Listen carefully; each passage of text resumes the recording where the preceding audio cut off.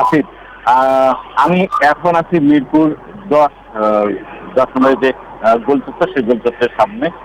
আর সকাল থেকে আমি ঢাকার যে মিরপুর, গাবতলী, শ্যামলী, কল্যাণপুর সহ বিভিন্ন এলাকা ঘুরে দেখেছি। আসলে যে গণপরিবহন নাই বললেই চলে, দু একটি বাস অনেকক্ষণ পর পর আসছে।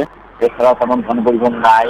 এবং যে প্রাইভেট গাড়িও তেমন কিন্তু চলছে না, কোনো প্রাইভেট গাড়ি চলছে না। তবে বিভিন্ন সংস্থার দু একটা গাড়ি চলছে। তাছাড়া আহ,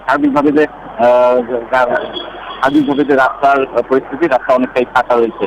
তবে সকালে আমি গাবতলীতে একটু ভিন্ন চিত্র দেখেছি। সেটা হলো গাবতলী থেকে যে দূরপাল্লার কিছু বাস ছেড়ে গেছে, এবং গাবতলীতে কিছু বাইরে থেকে যানবাহন ঢাকা ভাবে এসেছে। তাছাড়া মোটামুটি ভাবে শান্তিপূর্ণ ভাবে এখন পর্যন্ত সাবধান কর্মসূচি রয়েছে। এবং আমি দেখতে পাচ্ছি দোকানপাটও কিন্তু অনেকটাই বন্ধ, খুব বেশি দোকানপাটও কিন্তু ফেলেনি রাজধানী জুড়ে।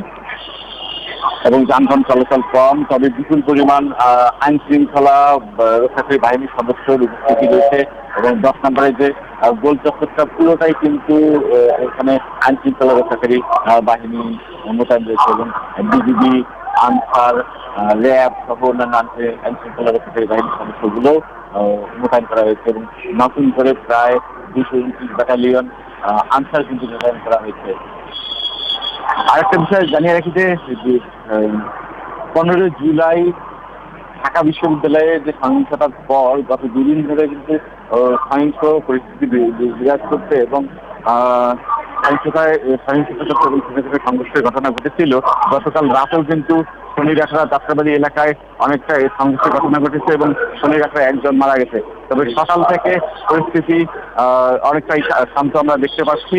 তবে আওয়ামী লীগের নেতাকর্মীরা কিন্তু গাবতলীতে এবং মিরপুর 10-এ তাদের অবস্থান রয়েছে, লাঠিসোঁটা নিয়ে তারা অবস্থান করছিল। এবং তাছাড়া আমি যে বৈষম্য বিরোধী ছাত্র আন্দোলনের এখন পর্যন্ত এদিকে দৃশ্যমান কোনো উপস্থিতি দেখা যায়নি।